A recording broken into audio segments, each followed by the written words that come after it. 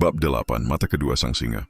Aku adalah Dingan, adik dari Shaka, anak lain dari Senzanga Hona, dan darahku juga mengalir dari rahim wanita yang terlupakan sejarah.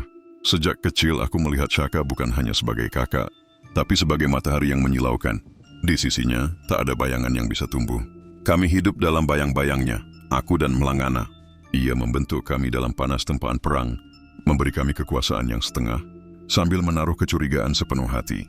Shaka pernah berkata kepadaku, "Kau bisa menguasai tombak Dingannya? Tapi apakah kau bisa menguasai manusia?" Saat Ibu Nandi wafat dan Shaka menghukum dunia untuk berduka bersamanya, aku melihat sesuatu yang patah dalam jiwanya. Ia bukan lagi penguasa, ia adalah manusia yang luka dan gila oleh bayangan masa kecil yang terus menghantui. Ia mulai membunuh para penasihat, memerintahkan eksekusi tanpa ampun, dan menenggelamkan diri dalam ketakutan. Lalu datanglah hari ketika aku dan Melangana memandang satu sama lain. Tak ada kata yang perlu diucapkan.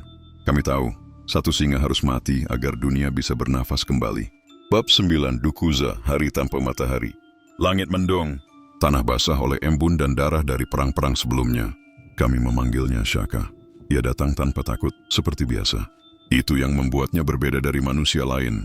Bahkan di ambang kematian, ia masih percaya bahwa tak seorang pun akan berani menjamahnya. Mbova adalah yang pertama menusuk. Shaka memutar tubuhnya, menatap kami. Aku yang dibesarkan oleh tangannya, menusuknya kedua. Ia jatuh, tapi tak berseru. Ia menatap kami lama, sangat lama, seolah berkata, "Apapun yang kalian lakukan, aku tetap abadi." Dan aku percaya di detik terakhir itu, ia tidak marah.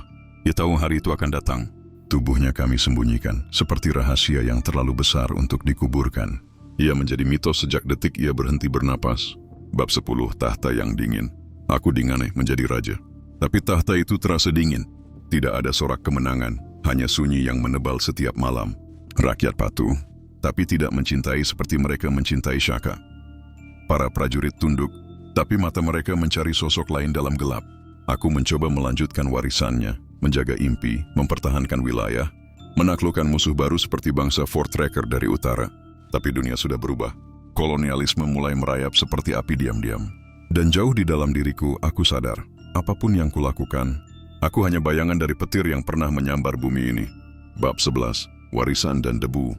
Shaka tidak membangun istana dari batu, tapi dari jiwa para pejuang. Ia membentuk kerajaan dengan logika yang keras di mana hanya yang terkuat yang bertahan, dan yang lemah akan dilindas oleh masa.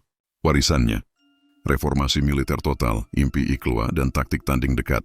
Penyatuan ratusan suku menjadi identitas baru, bangsa Zulu.